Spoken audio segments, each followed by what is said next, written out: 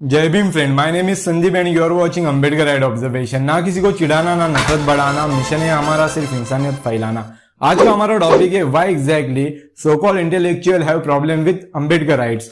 आखिर तथाकथित बुद्धिजीवियों को अंबेडकरवादियों से दिक्कत क्यों है। अब दिक्कत भले कैसे ना हो, जब आप उनके हर गलती पर उंगली उठाओगे, उनके हर षड्यंत्र को एक्सपोज करोगे, उनके एकेडमिक डिस्कोर्स को खोखला बताओगे, उनके झूठे देशभक्ति को लोगों के सामने पेश करोगे या उनके कट्टरतावादी विचारधारा को आप चैलेंज करोगे, उससे भी आगे जाकर आप उनके धर्म ग्रंथों को पढ़कर उसको क्रिटिकल एनालिसिस करोगे। दिक्कत तो उनको इन सब चीजों से होनी ही होनी है। रिसेंटली मोहन भागवत के ट्विटर अकाउंट से ब्लू टिक हटाया गया।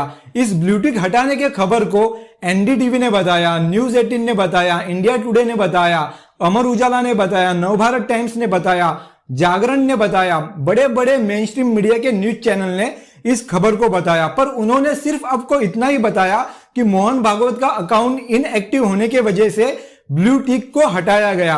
पर आपको उन्होंने ये नहीं बताया मोहन भागवत के इनएक्टिव अकाउंट को ट्विटर के सामने किसने लाया। अगर आप द शूद्र चैनल के वेबसाइट पर जाओगे और मोहन भागवत के ट्विटर अकाउंट रिलेटेड खबर को पढ़ोगे, तब आप सच्चाई जान पाओगे। मोहन भागवत के इनएक्टिव अकाउंट को ट्विटर ने खुद नहीं ढूंढा है, बल्कि ट्विटर इंडिया सोई हुई थी और सोई हुई ट्विटर इंडिया को ट्विटर के ही रूल्स रेगुलेशन बताने का काम नितिन मेश्राम जी ने किया है, जो मेनस्ट्रीम मीडिया ने आपको नहीं बताया है। यह बात अंबेडकरवादी पत्रकारों ने आपको बताई है, इसलिए अंबेडकरवादियों से उन्हें दिक्कत है। मोहन भागवत के इनएक्टिव अकाउंट को ट्विटर ने खुद ढूंढा हो तो नितिन मेश्राम जी को ट्वीट क्यों करना पड़ा और उसके बाद ही एक्शन क्यों लिया गया, क्यों नहीं उससे पहले ही एक्शन लिया गया। यह सवाल मैं ट्विटर इंडिया के सामने रखता हूं। हो सकता है अभी ट्विटर को भी हमसे दिक्कत होने लगी हो, क्योंकि इनको सवाल सुनना पसंद नहीं है, सवाल खड़े करना पसंद नहीं है। और अंबेडकरवादी सवाल बहुत खड़े करते हैं। इनके झूठ का भांडा फोड़ने के लिए अंबेडकरवादी सच का सवाल इनके सामने खड़े करते हैं।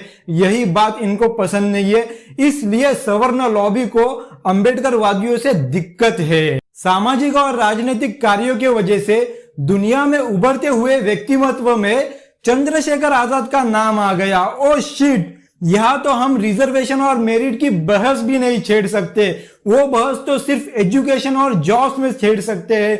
चंद्रशेखर आजाद का दुनिया में उभरते हुए व्यक्तिमत्व में नाम आ गया, अब यहाँ पे क्या बहस छेड़ी जाए।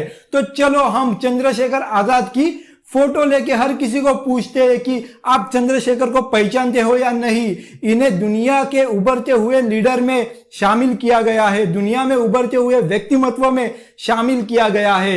यही सवर्ण लॉबी आज तक करते आई है। रिजर्वेशन और मेरिट की बहस सिर्फ हमें नीचा दिखाने के लिए की जाती है। जब रिजर्वेशन और मेरिट की बहस नहीं छेड़ सकते तो कुछ अलग अलग तरकीबें हमें बदनाम करने के लिए छेड़ी जाती है, क्योंकि अंबेडकरवादियों को आगे नहीं बढ़ने देना है। और ये अंबेडकरवादी आगे बढ़ते ही जा रहे हैं और इनके झूठ का पर्दाफाश कर रहे हैं, इसलिए इन्हें दिक्कत है। इनके एजुकेशन सेक्टर का भांडाफोड़ कर रहे हैं, इनके मीडिया सेक्टर का भांडाफोड़ कर रहे हैं। दिक्कत क्यों नहीं होगी, आप खुद ही बताइए मुझे। जो लोग मानते हैं चातुर्वर्ण व्यवस्था जन्म के आधार पर नहीं बल्कि गुण के आधार पर होती है, दिलीप सी मंडल एक अंबेडकरवादी, उन पर भी सवाल खड़े करते हैं। इस लेटर को आप देख लीजिए। इस लेटर को सामने रखते हुए दिलीप सी मंडल इन ब्राह्मणों की कितनी सारी गलतियां निकाल रहे हैं। दिलीप सी मंडल ने साबित कर दिया, इनके ऊपर सवाल खड़े कर दिए कि ये ब्राह्मण नहीं हो सकते, गुण के आधार पर ये लोग शूद्र है।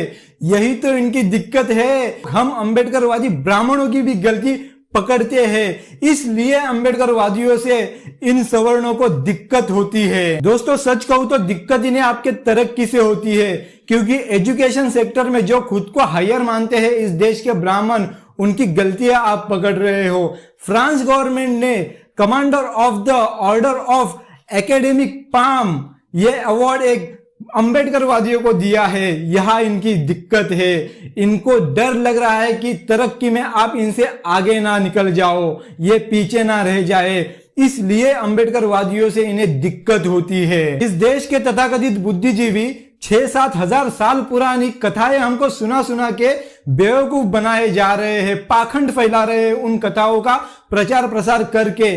पर जब इनके 8-9 साल पुराने ट्वीट आप निकालोगे तो ये आपको कहते हैं कि कीचड़ फैला रहे हो। हालांकि जातिवाद का कीचड़ 8-9 साल पहले इन्होंने ही ट्विटर पे फैलाया था, पर दिक्कत इनकी ये नहीं कि आप इनके 8-9 साल पुराने ट्वीट निकाल रहे हो। इनकी दिक्कत ये है कि आपने इन्हें सफाई कर्मचारी बना दिया है।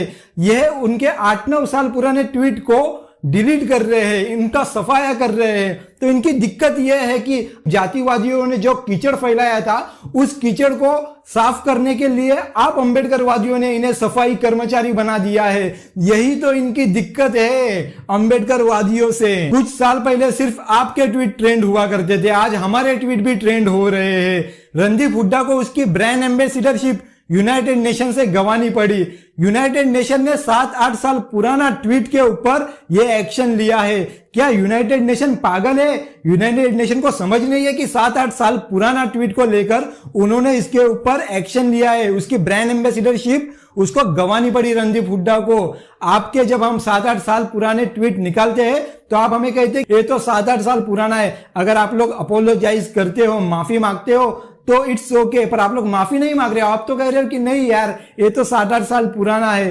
तो इससे आपकी मंदबुद्धि, तुच्छ मानसिकता पता चलती है, आपकी मेरिटोक्रेसी, इंटेलिजेंस आपका पता चलता है। यूएन के मुकाबले आप कहाँ हो ये पता चलता है। वर्ण व्यवस्था टिकाने के लिए धर्म का धंधा, कर्म का धंधा, योग का धंधा इनका चौपट हो रहा है अंबेडकरवादियों की वजह से। क्योंकि अंबेडकरवादी इनके धर्म योग पर, कर्म योग पर, ज्ञान योग पर सवाल खड़े कर रहे हैं, इनके धंधे पे सवाल खड़े कर रहे हैं। इसलिए इन्हें अंबेडकरवादियों से दिक्कत है। वीडियो में दी गई जानकारी आपको पसंद आई हो तो वीडियो को लाइक और शेयर करना मत भूलिए। अगर आप हमारे चैनल पे नए हो तो लाल कलर का सब्सक्राइब बटन दबाकर बाजू में एक बेल है, उस बेल पे ऑल पे सिलेक्ट कीजिए ताकि आने वाले समय में आपको हर एक वीडियो की नोटिफिकेशन मिलती रहे। मिलते हैं नेक्स्ट वीडियो में, तब तक के लिए जय भीम, नमो बुद्धाय।